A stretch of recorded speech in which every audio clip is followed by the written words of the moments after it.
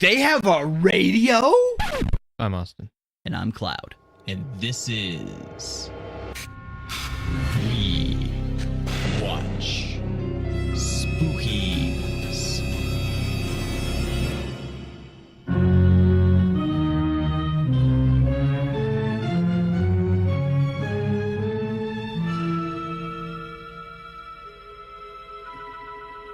Today's movie is Night of the Living Dead.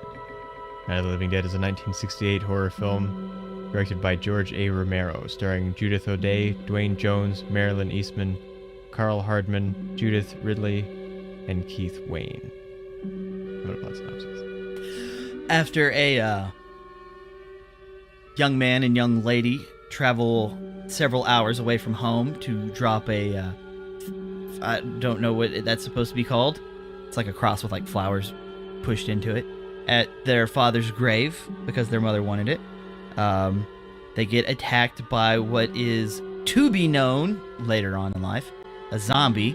The zombie kills the brother, and the sister escapes, finds a house, runs across a black guy who has a truck, needs gas. They board up the house, and then people who are in the basement come out, and they try to escape. A couple dies in a fire, and everyone but the black guy dies. And then in the morning, people end up shooting him in the head. It's kind of messed up.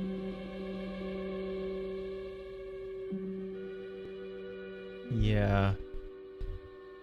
I mean, I guess since you mentioned it, we'll go ahead and talk about this right away, because this is something that we have to deal with. Yeah. Because there are several things about this movie. I won't go through them all right here. The rest of them will probably come up, and if not, I'll get to them by the end. But there are things, as there often have been with especially these older ones of these, and just lots of things that we've done in general, that people think that are wrong. Or they choose not to believe so that they can find particular meanings in things that aren't actually present or intended. So, yes, Dwayne Jones is black. He is.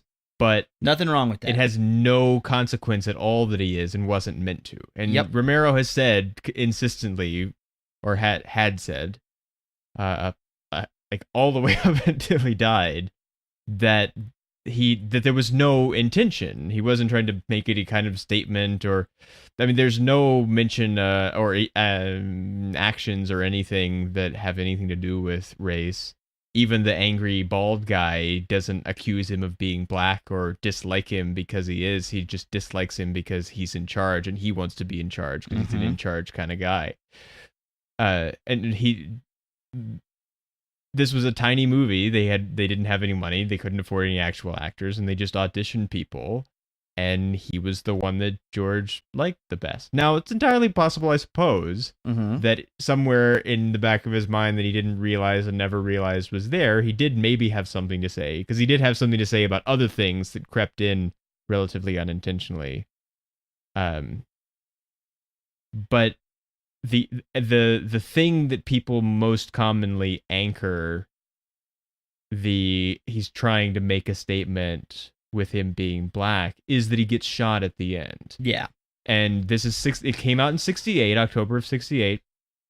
And so people think, the Martin Luther King assassination. He's trying to say something about that.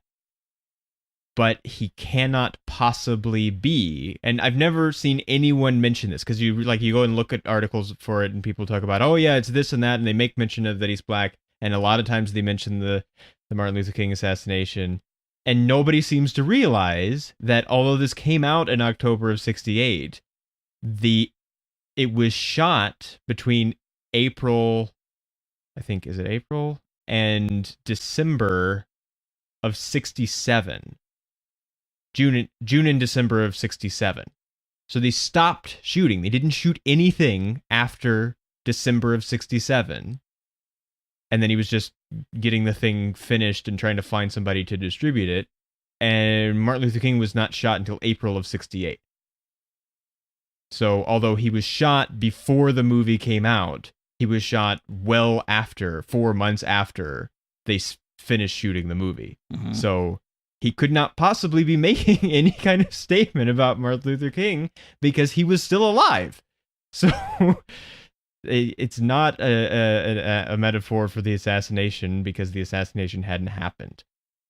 And so anytime anybody from now on, anytime anybody says anything like that, you can say, well, actually, and you can shut them down and they're trying to say something about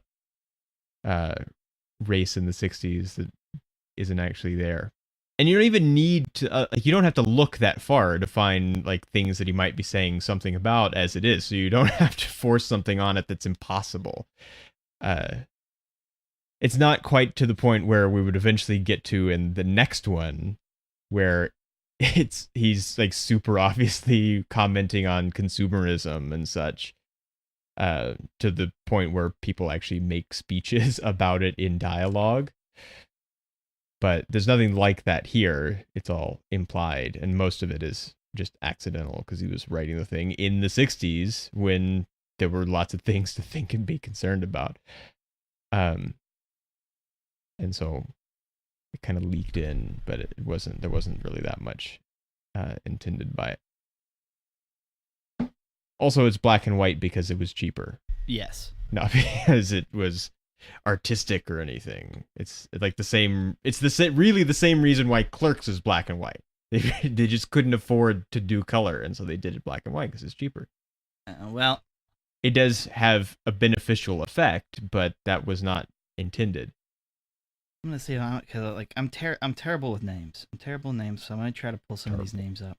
I was reminded of two things in the beginning scene, both of which took place after this, so we're not are because of this, not this is because of them. One of them closer than the other one. But one thing I thought about was this like traveling to a faraway place to a cemetery for reasons just so that events can transpire is like the beginning of Texas Chainsaw Massacre. Mm-hmm. And then the other thing was the beginning of Birdemic, because there's just like this long period of the car drives from place to place and out in the country, and we just sort of follow and watch for a while. Even the music is a little bit the same, although it's actually a whole piece of music instead of like, I don't know, 35 seconds of music that loops the way that it does in Birdemic. All right. So, when it comes to movies about survival, I'm kind of particular on how I like my characters. And Ben, I like Ben. Ben is smart. Ben is not dumb. Ben does good things. Yeah. I would gladly be trapped in that house with Ben. Yeah. I probably would have ended up shooting Mr. Cooper like way earlier than Ben did, because it's like there's just going to be a point where you know someone is more likely to cause your death than to help your survival. Yeah. Well, that's the point it gets to eventually, and that's why he does shoot him, because he's like, well, there's no resolving this. We're just going to keep fighting over the gun. He was going to shoot me, so he's got to go. Yeah. Because, like, I can understand, like, not wanting to leave the cellar. I can understand that because he thinks it's safe. Granted, when you think about it, if you only have one way in, that means you only have one way out. Uh-huh. And therefore you have no contingency plan. And if you have no contingency plan, then your original plan is not good. And so Mr. Cooper, he got plan A, and he ain't got nothing else.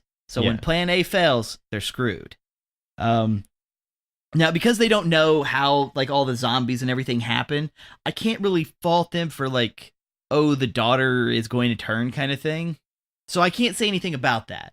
You know, this isn't like another movie where we actually see someone get bit and then they get brought to life and that kind of stuff. Like, this happens because of space radiation. Yeah, well, because she doesn't turn because she was bit. She dies because she was bit, and then she turns. Yeah. Because all you have to do is die. All you got to do is die. It's not because it's not a virus or anything. It's because space radiation. Yeah, and it only happens when you die. Which is Space because radiation. or well, maybe. Maybe They Could don't be. know. They're speculating because they don't really have any definite idea. and it's not definite. It's not all definite. at the Yeah. same It's time. like this is we're deciding that we're going to say that it's probably this because we don't have any other opinion at the moment. So it's for sure the radiation until we come up with something else. See, I love that whole thing where it was like they sent the satellite to Venus and they destroyed it when it's on its way back. Yeah. It's like, but did you really destroy it if it's still up there, bringing us space radiation? Well, I guess the pieces, but if Oh, that's it's even so what good. it is. I mean, now you could go. It's kind of just a generic thing to blame it on because it's Mhm. not the point, really. The point is let's trap a bunch of people in the house and see how they treat each other. Poorly. And see how various different types of people handle the situation. Ben was on top of it. Favorite character. Yeah, well, Tom. A++. Is it Tom? Yeah, Tom. Tom does all right. I think Tom is a little. I mean, okay. he needs to be led yes to do the right thing, but when he has leadership, then he can handle a situation. I know they don't say it, so I'm not sure what to think about it, but whenever he takes the truck and he tries to drive it off, I want to know what he was thinking he was going to accomplish. Well, the truck was on fire, so I Mhm. think he just wanted to get it away. He says we've got to get it away from the pump, so that Okay. if it stays on fire or if it explodes or something, it won't blow up the pump too. Which worked, I guess. Turns out they blew up too instead of the pump, but Yeah. they didn't blow up the pump. It doesn't matter because he didn't have another car. I also want to know why Judy thought it was important to go with him. Like, what is this? Woman, get in the house. I think You're not she just helping? doesn't want to sit around. I mean, if anything, Or I think really she doesn't want to be trapped in the house with the other guy. yeah, with a dude. I mean, if anything, like, all right. So What's his name? Harry. we are going to get out of this house. We got to get a fuel in the truck. Here's the plan. All right, you need to have one person down below and you need to have one person up. So you're going to have Mr. Harry, and he's going to throw a few of these Molotov cocktails out. Yeah. All right. And then if Judy doesn't want to be trapped in the house, that's fine, but she's got to do something. And you can't take her with you. So at this point, Cooper is probably Cooper's probably going to go inside and hide in his little hole, and that's fine. You can use Judy to barricade the door because you don't need much to barricade the door. Well, they're not even barricading the door. They're just locking it. 'Cause Exactly. They're not going to barricade it so they can get back in. But you can have her on the porch, like throwing other cocktails because they don't like fire. So this is a way to kind of keep them at bay so the door will be safe because we know that Cooper is a coward and isn't Yeah. going to do it himself. So Judy gets to participate. You get to keep the zombies away from the house. The people who are responsible for getting the fuel in the car are going to be fine. And then even if it does go bad, then sadly you would only lose Tom instead of both of them. I had something else, but I have to get it. Well, the one of the many things in here that are like sort of allegorical or whatever, even if it was subconscious, is that his only having one plan thing and there's nothing to fall back on, but we're committed to this because it seems like the best plan. But it's probably gonna screw us later. Like I saw at least this time as a our nuclear weapons plan at the time, which was just like, let's keep building more nuclear weapons. We'll point them all at Russia. If Russia tries anything, we're just gonna shoot all the weapons, and we can't do anything but that. And which carries into even like it's really all tied to his that is tied to his character because he's going around the house saying like, look at the holes in the windows, like they could come in anywhere, and we gotta plug it up more, or we gotta like board up the door to the basement. And that's really just like more early warning systems, more stuff on the coast, more bombers in the air 24 hours a day, like all of that stuff that was going on at this time. Now I don't know, I don't think that he meant that. He says he didn't mean it, but it's there if you want to find it, kind of. There was something. What was it? I was afraid the first time that he was going. He's throwing the jars out the window, and it's kind of haphazard. And I thought he's gonna hit the truck with one of them, and just like, I don't know, like the way he was everybody. throwing them, I was more afraid that he was going to hit the inside of the room. Oh well, he could have done that. Because like the way he's standing now, I'm sure that it's all like this because we have to have like a good angle watching him throw them. But that looks like an angle that you would like it would like go wide. Yeah, it's a bad throwing Yeah, angle. it's a bad throwing angle, especially for like, and that range is ridiculous. It's almost like he just dropped them out the window.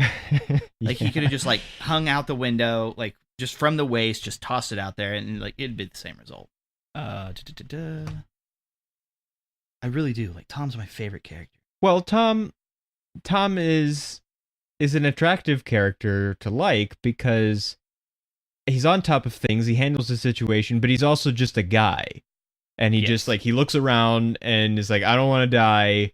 What can I use? Exactly. And he figures it out. It's not like he's not ex special forces, or there's no like justifying why he's able to figure out what to do. He just looks around and he figures out what to do because it's largely just obvious stuff if you keep calm and think a little bit.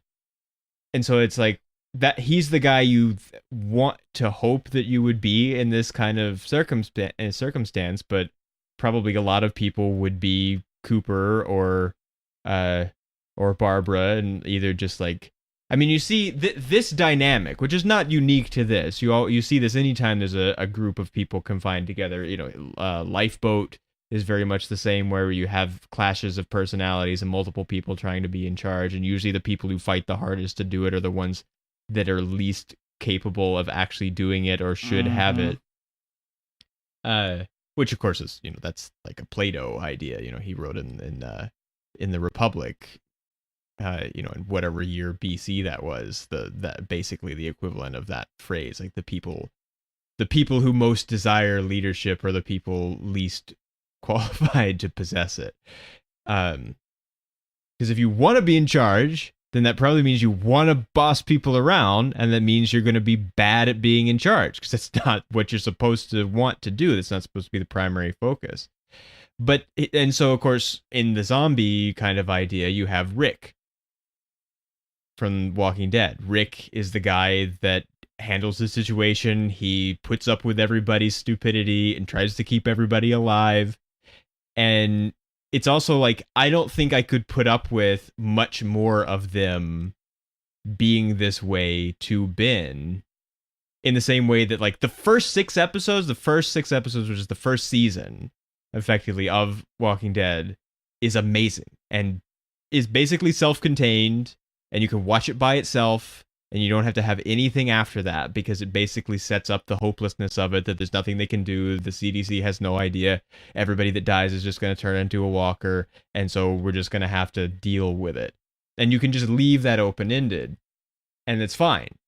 And then the second season starts, and everyone is like everyone else in the movie. Actually, almost everyone is really like Cooper, because there's not really anybody that just like despairs silently and is just generally of no use, but also of no harm either. Almost everybody is angry and screaming and fighting for leadership, or blaming Rick for one thing or another. And like, I've never watched past like 4 episodes into the second season because I just can't deal with it. Carl, get in the house. Except God, I guess that there's meme like is so the old guy that sits on top of the RV with his rifle. Like, he's okay, but everybody else is just like, I can't deal with you being this way to Rick. Like, he kept you alive. Shut up. He doesn't have to keep you alive. You can go off on your own, be in charge of your own little group. No one's making you stay here except you, because you know if you go out there, you're going to die. So shut up and leave Rick alone. Well, I can't take it. I remembered what I was thinking of, because there was 2 things. One was about Barbara, and the other one was about the door barricades. Barbara. Because like whenever she's like all in the Tivol or whatever that's called, it's like being in a state of shock, but you can still do things. And she goes and gets wood. Yeah, she gets like very little wood, very but little it could wood. be useful. But that's okay. So when you want to have a door barricaded that's also easy to open if you have to, this works especially well on wood or floors that aren't carpet. Is you take smaller pieces of wood and you nail them to the floor, and then you nail pieces of wood to the door, and then you take like a longer piece and you almost make it where it's like a triangle. So whenever that one piece is up, you can't open the door inwards, but then you can always the nails hold. But yeah, as long as the nails hold, but you can always pull that board out and you can use the door again. Yeah. So you're not having to waste all of this time covering it up or anything, because and you can always do like more reinforcement to that as necessary. But I'm like that right there, like that, those, even though they're small pieces of wood, you know, you get enough nails in them, it'll hold them down. And those the zombies aren't that strong, so I think it would have held. Yeah. Well, I mean, they're not that strong, but there's a lot of them. Yes. Which is like, that's the central thing about zombies that made them distinctive originally from other kinds of monsters, that more often than not in the time since got lost.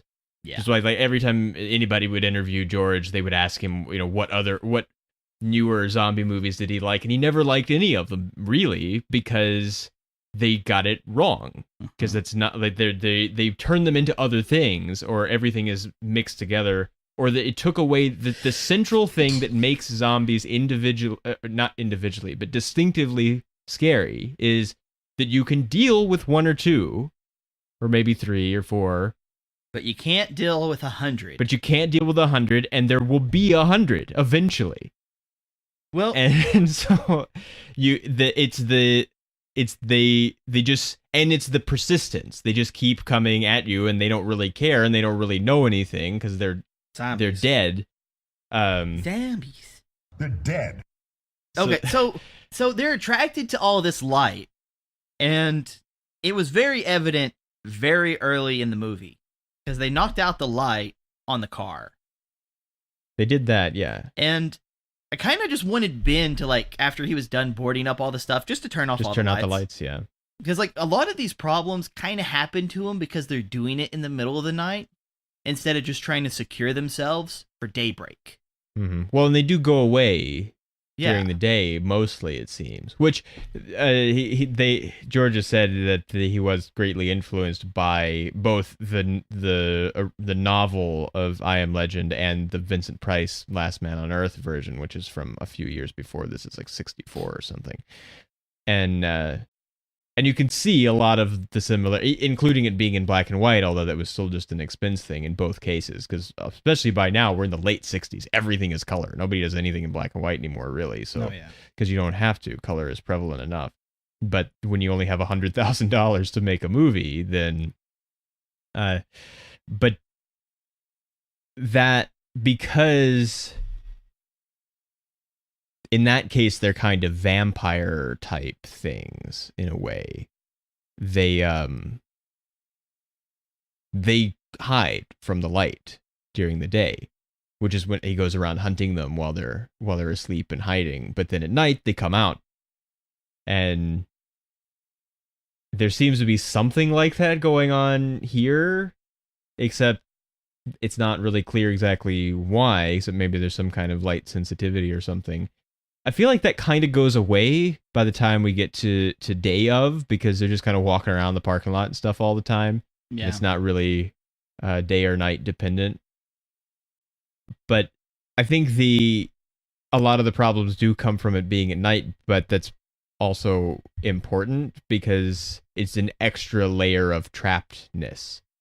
Like, they're trapped in the house by the zombies, but they're also trapped by it being night, and they can't see far enough to see if they could go anywhere. Well, like, from the story point of view, agreed. Like, and they seem to have this idea, like, if we can just wait long enough, someone will come for us, which I don't really know necessarily that that's true, because why would anybody just come to this random farmhouse trying to save people? Yeah. It turns out that the militia does show up, but it's just because they're just walking across the countryside, just killing whatever they can find. Well, I want to know why the Coopers didn't grab the food to take downstairs when they got in the house. Because he's bad at this. Well, it's like, yeah, like they spent all of this time, and like, even Tom, like, no one made any comment, because we know the wife is pretty sassy. Like, she's sassy, and no one made any comment about getting the food. Like, I kind of, some of the stuff, like, from a story aspect, okay, things work. From like trying to portray reality. What? I think it probably is fine because people largely do poorly in crisis situations. Like short term, things are okay. You know, something like 9/11 happens, people are like washing the dust off of each other and pulling people out of the wreckage and stuff. But you go a couple of days beyond that, and that initial everyone is everyone and we're all okay, you know, I'm okay, you're okay kind of thing starts to fade, and people kind of start acting differently. You know, you look at something like Katrina, where, you know, we're the next day or 2 days in, we don't have the National Guard there yet, and everything's been looted already, basically. Everybody's fighting, people are hiding, and people are trapped on roofs. No one's helping to save them. It's just everything just devolves and falls apart very quickly. Yeah. Now, this is still the same night, but it's just because Cooper is just Easy to panic. Well, he is as afraid and useless as Barbara is, just without the I can't talk part. Yeah, without the being in shock. Because he's still not capable of anything. He doesn't think clearly, and he doesn't do anything to prepare. He's just like, let's hide in the cellar. And I don't have any plan beyond this. I don't know how long we're going to stay in the cellar, but it seems okay right now. So, well, for Barbara, it's almost like a dead given that she's going to have issues to be like for like the whole movie. Simply because of how her and her brother interact. Like she can't handle being teased. well, yeah, even the, like, it's not really she can't handle being teased. Like, the teasing is intended to scare her a little bit. Yeah. And it does. Yes. And so we see right away she can't handle even very minor fears. So when things to actually be afraid of start happening, then she just is a puddle and can't handle it at all. I mean, she did see her brother, I guess, get killed, although I'm not sure she actually saw it. But yeah, I think that's something that's a little... She's sort of convinced that he's dead, that he's dead. Well, no, she wasn't, because she was like, he's still alive, we gotta go get him. Now that could just be the shock. I think talking. that's a secondary thing in the shock, yeah, because she doesn't seem to think that there's anything to do with him until later, and then it comes back up again. Yeah. But that was the thing, it's like, his death isn't exactly graphic or anything, it's just he falls, and we see him hit his head. He could just be knocked out. Exactly, like we just see his head hit the stone, and he's not awake at that point. Which, I mean, even if he didn't die from that, now he's just laying there, not able to protect himself, so something can just come along and finish killing him. Finish him. If he wasn't already. That running scene is so long. Where The she's run- trying, oh, where yeah, she's where running trying to escape before she gets to the house, yeah. It just takes forever. She did have at least a little bit of thought at first before the shock really set in, because she got in the car, she didn't have the keys, and then she just thought, what if I just take the brake off and just roll down the hill? Which then she didn't even steer. Well, she couldn't, though, because she couldn't turn the ignition, so the steering wheel's locked. Okay. Although apparently there's no parking gear in the transmission of that car. It's just the brake. Like I've been into a few cars that have like locked steering, but almost all of the older vehicles, like they don't have power steering. Well, it's not power steering. It's just there's a lock in the steering column that disengages when you turn the ignition cylinder. Any car, even relatively recent car does. So, but I'm not sure what year their car is, but it probably should have had something like that. It's late enough that it would have early power steering, though, because that started in the late 50s. It might have been like vacuum powered or something, not hydraulic, but at least it would have still been something. That's beautiful. It did make me think of A Quiet Place, though, because the kids do the same thing. They're trapped in the old truck, and they can't they can't do anything to escape, and so they just push it down the hill and escape for a few moments at least. So, what's up with the radio? Like, not the radio itself. I know it's an old radio, so it's not going to look like today's radios. But it's like everybody's just so... I guess my kind of take is when Mrs. Cooper is like, they have a radio? Like, this is the only contact we have. Like, okay, yeah. I can understand. Well, because that's what the radio is information. It hasn't been killed by the video yet. No, although there is a TV. Yes. So, which it basically is killed by, because once they're watching TV, they don't listen to the radio anymore. So because it's dead. It's dead, yeah. But like, okay, so she makes this big fuss, like they have a radio, like it's our only communication. Like, yes, technically, I can understand where you're coming from, but I mean, it's one way. It's not like you can you're not communicating. Exactly. And I'm just like, I can kind of understand where it'd help you gain more information on what's going on around you, but it's not going to directly help you escape or anything. You know, well, not necessarily, although it might tell you when it's safe to escape, or that help is coming, or something you can do to fight against it, which they kind of do. It's the shoot them in the head thing, or beat them in the head. Which at that point, anytime they're not being shot in the head, I'm angry. Because like whenever Ben has the rifle and they're like at the window, it's not hard just to take the barrel and get it right up to the skull and pull the trigger. Like he's like shooting him in the shoulder. Like, come on, man, come on. Like this should be easier than shooting fish in a barrel. Like this is putting like the barrel in the barrel and then shooting the fish. It's ridiculous. How are you missing? And everybody knows to get him in the head. They've watched it on TV. The sheriff dude was like, shoot him in the head. Club him to death. Light him on fire. Yeah. Kill the brain, kill the ghoul. I am confused about the timeline a little bit, because that report on film is in, like, full day. Yes. And they've already figured all of this out, and it's well into the night when they're finally showing it on TV the first time. Well, even that, like, whenever they meet the sheriff or whatever, you know, that's full daylight. That's what I'm talking about. The report on film is the reporter goes to see the sheriff. Oh, okay. I thought you were talking about the interview with the NASA. No, not NASA. Okay. No, which is also that's in during daylight. The day too. Yeah. And this is at 3:00 in the morning. But this is, I think, what are they in? They're in Pittsburgh, in Pennsylvania, so they're East Coast time. But it's only 4 hours possible difference. So even if the sheriff is not in California and then walks across the country to Pennsylvania during the night. So it was, although we do hear really early on the radio, I think it is, that there's like trouble. Well, no, not, I mean, that in the car, but I mean, they talk about on the radio how the first cases of the murder were like 2 days ago or something. Yeah.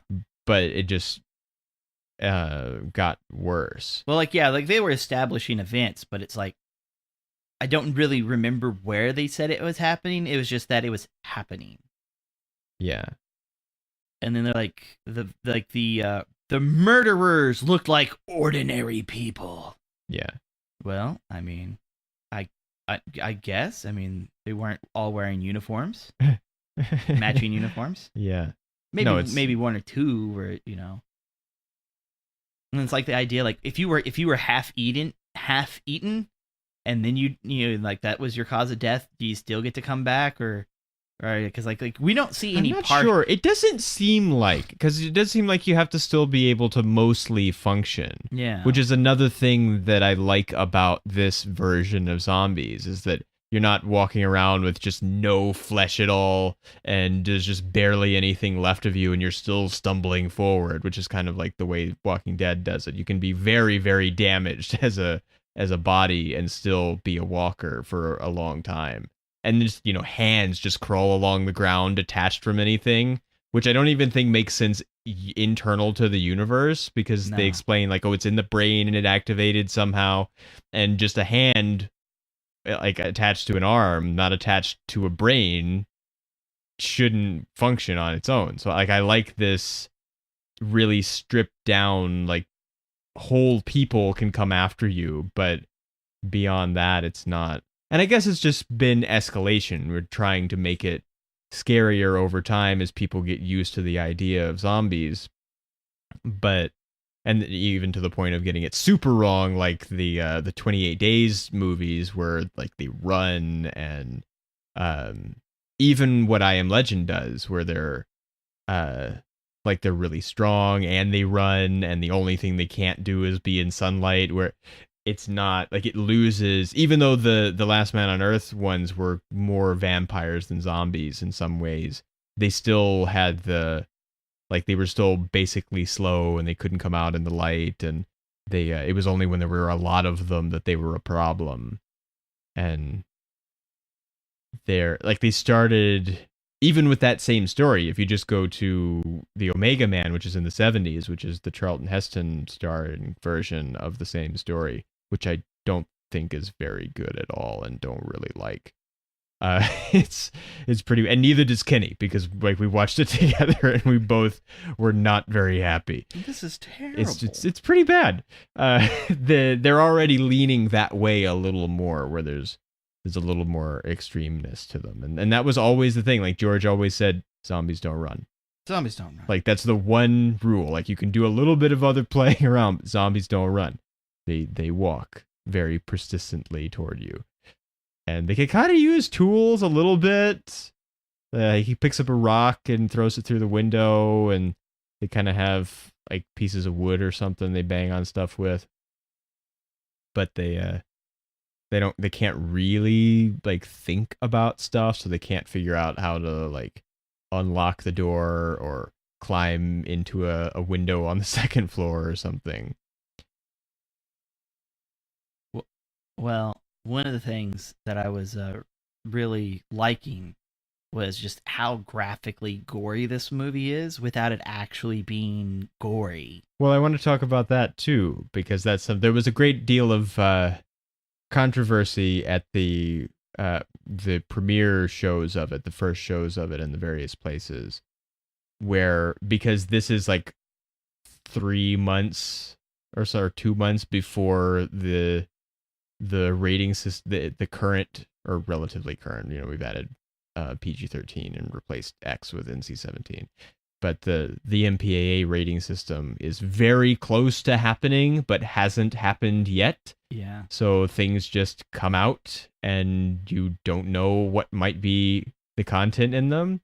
And so like people brought their kids and stuff, because even things that were supposed to be scary, just within less than 10 years from this, something like the Hammer movies, like there are things that could be scary about them, but they're basically safe for most anybody. Yeah. And so nobody really expected to see like what it is at least supposed to be people being eaten. What it actually is ham. Yeah. Which is one of the things that I think is super interesting about it, is that there's all of this like, we're watching graphic violence, just the kind of freak out stuff people always do, watching people get killed and, violence in movies and TV. And, Penn Jillette always says there is no violence in movies. There is a fictional depiction of violence. There's no violence. Nobody got hurt. Yeah. Nobody got eaten. Nobody got shot. Some ham got Nobody eaten. got murdered. It was some ham. Like, you watch someone eat some ham, but it was really shocking to you, and it was unsettling, and it is kind of unsettling to watch just because of the structure around it, because that's what storytelling does. I swear, like that one dude they zoomed in on, I swear, like that was a liver. He was eating a liver. He was eating a liver, yes. Yes, because like, oh wow, like he just put that liver in his face. That's disgusting. But people eat liver. Yeah, that's still disgusting. Not people liver, but I mean, cow liver and beef liver and stuff. Cow liver and beef liver. It was a revision of the earlier phrase. It wasn't a redundancy, because I feel like cow liver and beef liver. I mean, I don't think anybody eats pig liver. Still moo liver. I'm assuming that they have one. They must have one. it's just like you're accusing them of how could you show something this graphic in a movie without any warning, and it's like Kids don't ham. eat people. Kids don't eat people, kids. It's Don't eat bad people. for you. Eat Yeah. ham instead. Eat ham. Well, you see what that guy's eating? He's eating ham. It's eating ham. delicious. Do you see what she's eating? She's naked, but she's about to eat some ham. Yeah, that was something. It's only from behind. No, we get to But see the front. Do we? Yeah, it's not I like didn't notice. it's not like a straight front. It's like an angled front No. because she does walk by. Because I was like, wait a minute, she's completely naked. Well, at least it's only from the back. Nope, it's from the No. front. Okay, there we go. Which makes sense because the guy on TV talks about, or the radio, I can't remember which, says because it's People in only morgues and it's people in only the hospitals. recently dead, so it's hospitals, morgues, people's homes, funeral homes. He says Old so. men in their underwear sitting in the reclining chairs. So it's Who may it have makes died in a sense, heart you know. attack. People in the morgue don't have any clothes. No. So if they get up and walk away, then they're not gonna put on clothes. They're 'cause not looking for a coat. Nope. zombie, so they don't care. They're not going to think, hey, the sheet that was covering me on the slab, like I should just kind of wrap this around. They don't No. think about that. No. So, No modesty in the dead. no. Now, the news. That's some high quality news. Like they film it in that 1080p news in 68. Damn. Well, That TV, that's plasma. Nobody knew it. That's why it was so heavy. Took two people. Damn. I mean, the thing is, there is this sort of middle period of time where ordinary black and white TV that was live, so it wasn't transcoded is not the right word because that's a digital word, but taken from film, and we would call it telecine now, or actually telecine is the opposite. You lose a lot going from film to TV because we don't have any good way to scan it and put it into the signal yet. But live TV, a direct feed coming right from a television camera into a good quality TV, especially before it was color and black and white especially, they were pretty good. Like the resolution isn't that great, but it's fine for the size of the TV screen, and it looked a lot better than it seems like it would have, thinking of what we have later. Because actually, we sort of degraded what thing, like VHS looks much worse than the signal that came into your TV that you recorded it from. And so most of what we have from that time is film cameras pointed at TV screens to record them because you couldn't record the direct television signal, or stuff on earlier versions of tape, or even things like, you know, the moon landing stuff, which we only have the low quality version of because the other tapes were lost. And so there's not that much.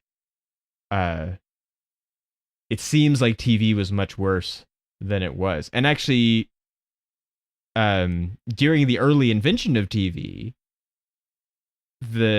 I'm pretty sure that it was, I think it was Farnsworth actually. It was all kind of shut down and shunted aside by RCA after they sort of bought up some of his technology. But he invented all kinds of crazy, like he invented high definition TV in like the early 60s, the late 50s, early 60s. But by that point, it was too late. There was already too much establishment of they were already deep into establishing the TV standard that they had, the low quality one, which was the early version, and they weren't going to change it. FM radio had the same problem because it was all this AM radio infrastructure. It was expensive. Like FM was much better quality, but it took a long time for people to realize it was better quality enough to kind of force the networks and the companies and stuff to say, yeah, we understand it's going to cost money, but we're going to stop buying your stuff. We're not going to buy AM radios anymore. Yeah. So make us some FM radios. And so he invented much higher quality TV than anyone ever saw. He figured out how to do like what would eventually later be understood as like fax machine kind of technology over the television signal. And there was all this crazy stuff that he invented that was just kind of ignored for a long time because it wasn't the direction that the big companies wanted to go. But even the TV that was there was much nicer than we remember it as being. I mean, we don't remember it as being because we weren't there to see it, but which is why we don't remember it that way. If we were there to see it, we would remember it better. I do like, and it's still, they still do it, but it's not, it's like faked kind of now, or it's where there's still a separation. It doesn't really matter. But this is in that period of time where TV news was the thing that Walter Cronkite started by saying, like, I want to sit in the newsroom and just like, you can have some of the noise and whatever, but you see the people on the telephones and typing on their typewriters and figuring out the news. And he's just in the newsroom. He's sitting at his desk. He's got a microphone there, and that was copied by everybody almost right away. But a lot of times there was a separation. They're sitting in front of a piece of glass, and the newsroom is behind there. And that's most of what you get now, where you have the studio is up on like the second floor, and there's a window, and you see the newsroom below. But I like that kind of this early style of news where they're just like sitting there, and you see people rushing around doing things. Well, like, I kind of enjoy that look myself because it shows more activeness. But what I see here for this one feels more like it's like an emergency broadcast. Mm-hmm. And so it's not like which a normal... I like that too. I like the desperation feel of it. Yeah, like it feels really... It feels like an emergency. Exactly. Because it doesn't just look like, oh, we're in a normal studio. Here's the counter that I sit behind because I'm going to give you the news. Like, this is like, I'm in a chair. Yeah. Because shit is crazy. And I am dedicated to getting you the news. Yeah. Like that's what it feels like. Well, and most of it you don't really get to see, but it's one of my favorite things about the Kennedy assassination is that everyone trying to cover it, even Cronkite, because they didn't have a TV camera. Like nothing was going on, and it wasn't going to be time for the normal news broadcast until several hours later, and so they had the studio camera apart. Like they had the tubes, the actual like the picture tubes out of it, and they were like on another floor being like tuned and repaired and stuff. And so they didn't have a TV camera in the studio. The news comes in and that something is happening, like, we've got to get on the air. We've got to get Walter on the air. And so there's all this scrambling around, like so what they did at first for like the first 20 minutes of the broadcast, because they eventually brought a camera down from a studio on a different floor. They just put it in, like stuffed it into the elevator where it almost wouldn't fit, and just brought it down and finally got it in there and had to let it like warm up and everything. But like the first 20 minutes of that broadcast is just a still frame that says CBS News, and it's Walter in the radio broadcast studio, not in the TV studio at his actual desk, but they took him up to one of the radio booths and patched it into the studio feed. And he's doing it from there just so they could get something on the air while they get the camera set up. And then there's all of this like scrambling for information in the background. All the networks were doing it. It's just the CBS one is the one that's most often seen now because it's Cronkite. And he's the one that announced on TV first. Once they actually confirmed it for sure, there were the other networks were like, we think we've heard, but Walter was like, no, we have to, we have to be sure. ABC actually broke it first on the radio, but CBS got it first on TV. But there was just so much crisis situation stuff happening, trying to get something on the news so that people would know what was going on. And of course, there's a self-serving element of it too. It's like, we want it to be our network that breaks the news, and so it's not entirely like we have to inform the public of the situation. It's not a totally altruistic thing, but they do a really good job of making it feel fevered and desperate. And there's this crazy thing that comes from this, that the implication in the beginning of Day Of is that that's the same news station, or that it's a news station doing the same thing during the same time, but they were made 10 years apart. So like they're on TV in the 60s, and there's all like the stuff on screen of like, here's where the relief centers are. And then we jump 10 years and suddenly we're in the 70s, everything's changed, but we're still doing the same news broadcast because the story hasn't really moved forward. We're still anchoring it to this original outbreak, but we're making the movie at a different time, and we're going to make it in the present time. And so it's just like, this is the same broadcast. We're going to see this in the 70s later. And you get more of the inside feeling of that, because then where that opening scene is in the studio. So everybody's like running around in front of the camera, and the camera's moving between the people, and it's very frantic and loud. And here we only get the little bit that we can see on TV.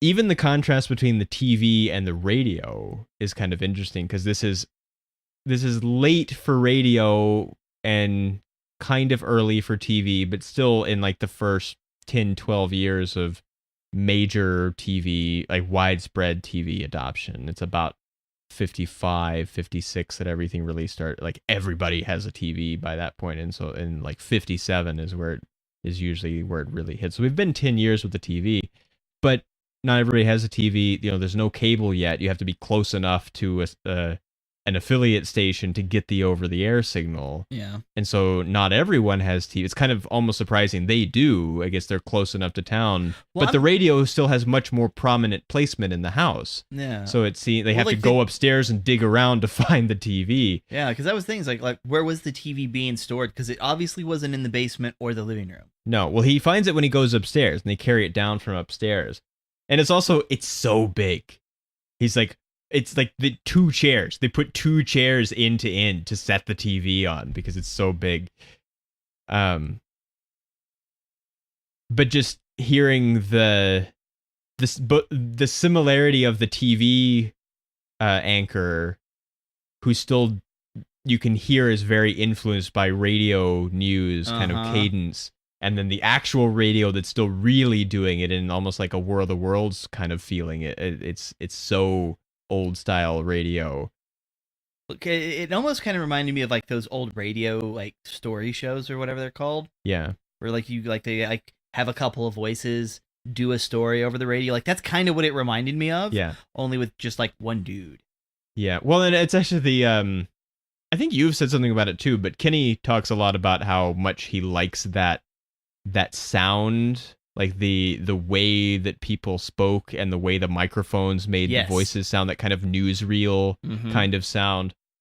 Because it's almost so definite that it's radio that even if you had never heard one originally, if I was just to play it for like some kids, you know, it's like, oh, what is this? It's radio. Yeah, it sounds like radio. You don't even know what it sounds like. I just told you it's radio, but you know you're gonna believe it because that's what it feels like. Well, and there's one other thing that makes it feel really real that they don't cheat, which if you don't understand what's happening, probably doesn't even read, but he turns the radio on and nothing happens for several seconds. And then it kind of like fades in and it's there. And that's because the tubes have to warm up. And if you've never used a piece of audio equipment that uses tubes, like you can't just flip it on. I mean, probably like guitar people will understand this if you have tube and guitar amps, because it's the most common place to still find tubes. But nobody has a tube radio really anymore. I don't know if it's the most common place to find tubes. Well, we have the internet. We have the internet, yeah. I would say the internet is a series of tubes, and these old radios were like just a collection of tubes. Well, they were a collection of tubes, yes. Well, radio's a collection of tubes. It's a collection of tubes. But they have to warm up. They physically have to warm up. And before anything can happen, we just sit there and we wait. He turns it on, he sits there and he waits, and we wait with him for the radio to heat up. And he knows that's what's going on, because he doesn't turn it on and be like, oh, the radio doesn't work, and flip it on and off a few times. He just turns it on, waits, because he knows how a radio works. Yeah, he isn't no fool. Yeah, because we don't have I think 66 or 67 is when the Bell Lab scientists invented the transistor. So it's right around this time. Like the transistor exists, but there's not really any commercialization yet. Like there's no transistor radios really. So it's probably like 64 or something, and I'm completely misremembering. But it's still, there's enough tubes around that they realize. So the telephone is just out because the people have died at the office, right? Because he does say that we never hear them actually listen to the telephone. Yeah. But one of them says something about like that there's a message or a recording or something. So it's not just dead or just a tone or something and nobody answers. Well, I We mean, never hear it. well, they're out in the countryside, and so I'm sure that these events are, depending on location, a bit more severe in the city just because of population density. Mm-hmm. And so that's where I would expect to find like an operator stand, just a building with operators like patching calls through. Yeah, it's called a central office. Central office. And I'm like, okay, I can understand that being evacuated. Like, I'm sure there's a couple of lines that have been like just connected for like government and military use, so no one would have to do anything. They're already patched in. But outside of that, like standard, oh, I'm in my house and I want to call Susan. Like, nope, none of that. Well, they wouldn't even have to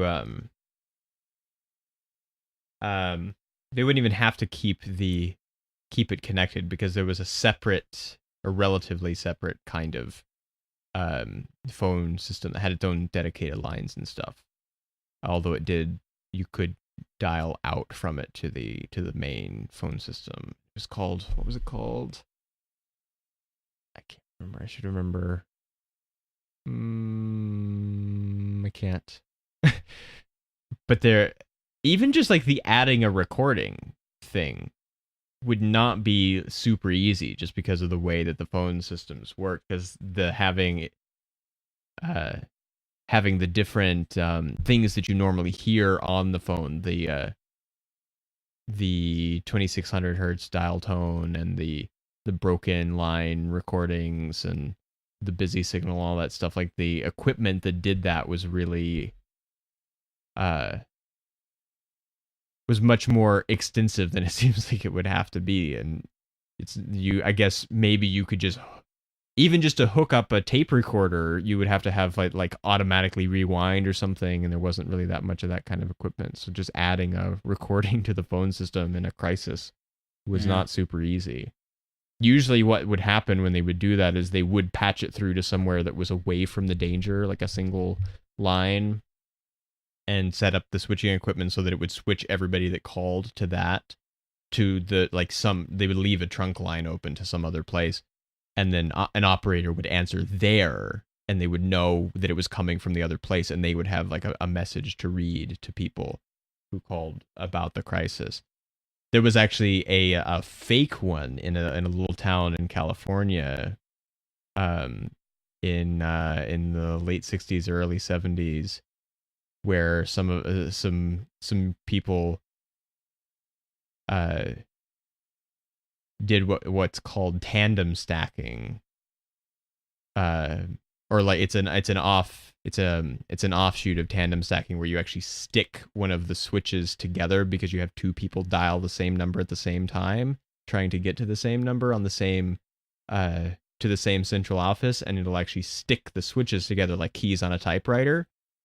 And they pretended to be military and government and police and stuff. Whenever anybody would call, they would just answer it like they were a military operator and tell people that there had been like a nuclear bomb had exploded and destroyed the town, and that all of the calls were being routed to this military base. And it kind of like it spread fairly quickly through some part of the public, and it wasn't until like the next day in the newspaper when they figured out what had happened during the night that people realized that that the town was actually still there and that it was all a hoax. But Haha, got him. but people trusted it because that's prank, bro. Because that's what used to happen. It would just dial off to somewhere else and someone would tell you. Like, wouldn't it be like just great to like nonchalantly tell somebody like, oh yeah, that town doesn't exist anymore. Wait, what? Yeah, the Russians nuked it. Sorry about your loss. Just hang up on them. Yeah, which, I mean, not that hard to get people to believe either, because there's communists in the soup, you know. Oh, that's good.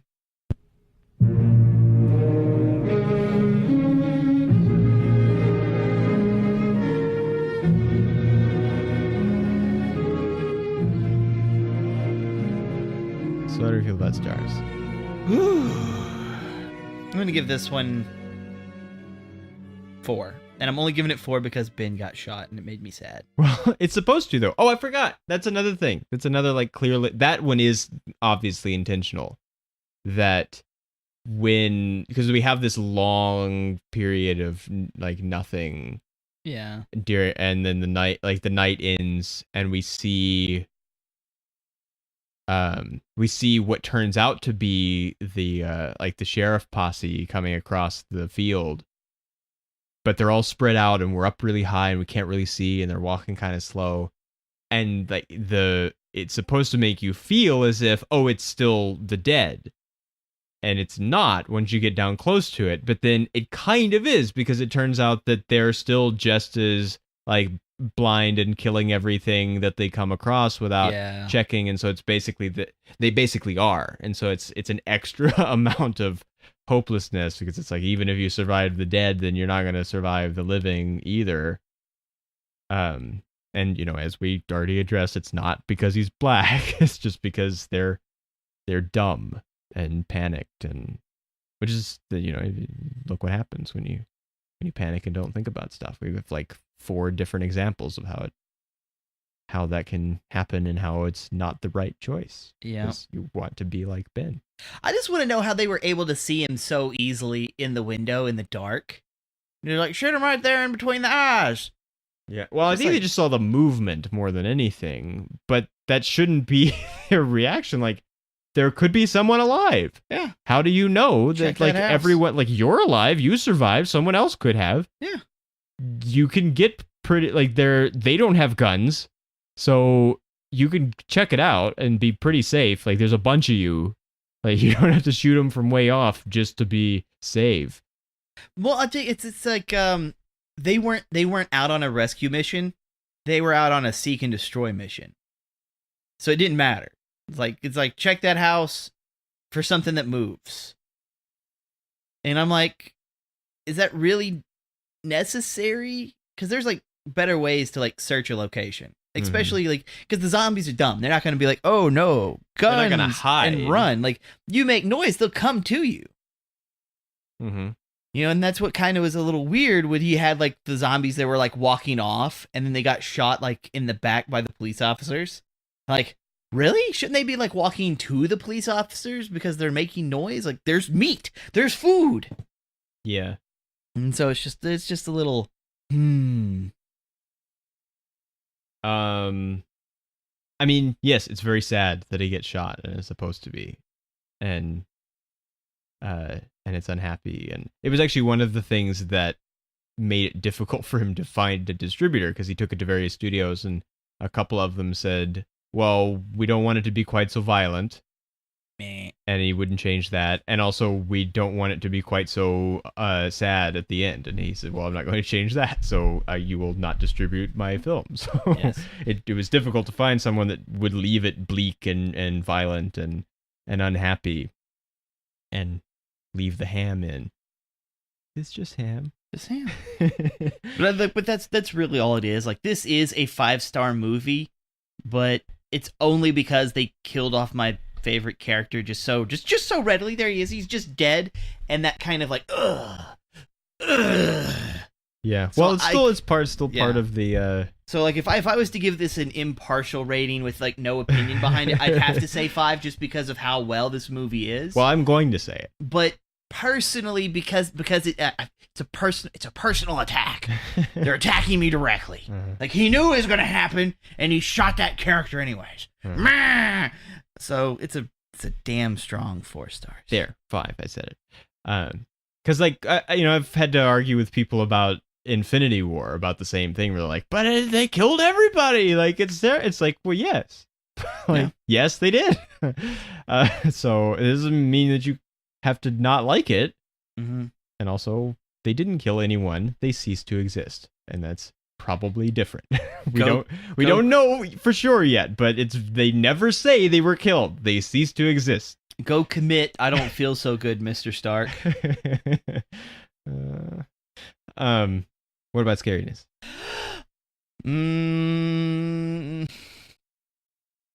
This one's difficult because it's not scary, but at the same time, it's like one of those, watching the movie, I'm not scared, but like the concept of it is scary. Yeah. So I don't know how I should judge it, because I would say at its maximum point, I would say 2, just because like after the car explodes and like Ben's out there by himself and he's like, I gotta get back inside the house. It's like, oh, this is kind of intense, but he's gonna get back in. But then like realistically, stuff like this would definitely be like a 7, an 8 kind of thing where but it's like it's hard because that's not how I felt actually watching it. Yeah, it's the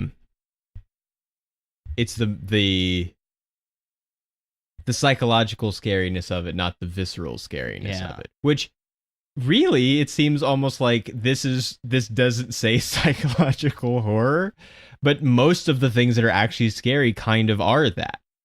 It's the and the other thing, I guess, is kind of that the people who are alive, not just the sheriff posse, but even like Cooper, are just as dangerous, and so could be just as scary as the dead are. So it's everyone is kind of a problem, and so that you're not safe at all. Like Cooper comes up from the basement and says, "You're not safe up here," and what he doesn't realize is that they aren't safe up here now because now he's up here. Yeah. he's a bad element. Yeah, I do feel like I hate to cheat it that way, but I feel kind of like it's almost the same kind of thing. Although I'm not sure, like, if we use that as a basis, then something like The Exorcist should be way scarier than we gave it credit for, because like if your kid has a demon in it, like that's a concern. Off the cliff. So I will just like, make a new kid. If this was really happening, how scary would it be? Then everything that we've like even Haunted Mansion is like, that's a bad time. Like I don't know. I might actually enjoy Haunted Mansion. Well, like out there in that cemetery with all those people. Like if I could communicate with, I bet they could tell me some stories. The butler's kind of serious business though. I ain't stopping him. Well, I guess not. Not my wife. I think dead people in the backyard. There's dead people in the front yard, in the backyard, out in the pasture, on the porch. There's dead people everywhere in this. I guess, I don't know. Some of it does still kind of work. There's like moments of tension where I get really worried about stuff, and I guess I'll kind of count that as like sort of scary. I don't know. Yeah, I'm not sticking sure with if my it's- 2. I want to say either 3 or 4. I'm not sure which I guess means it's probably 3. So if I'm not like, yeah, it's a 4, then it's probably not. So I guess I'll say 3. Does not, again, it's not to take anything away from its importance or quality or anything. It's just, it's just ham. It's just ham. It still affected me though. Like there were a couple of moments where I was like, oh, and then Ben is like, ooh, and he's like kind of like puts his hand up to his mouth and is like, oh, okay. So like it still kind of works even though it's just ham.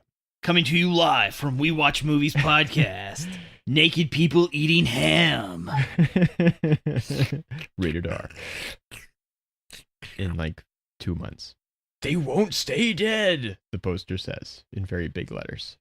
Obviously, you ain't killing them the right way. Well, but the question is, do they bleed? Let them bleed. Because if it bleeds, we can kill it. Yeah.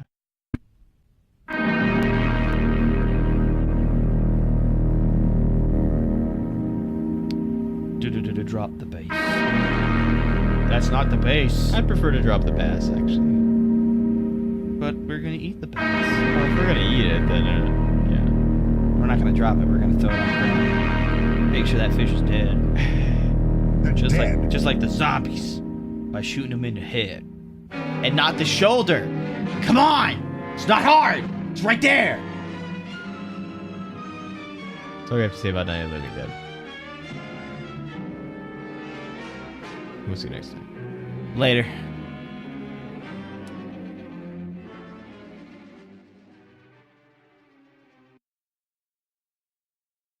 you might die. Yeah, that's just great. Like I'm just thinking of like Mr. Cooper coming out of the basement and then like Ben just turning around and just like Obama saying that you might die. Suddenly Ben is Obama. Yeah, get your ass in the cellar.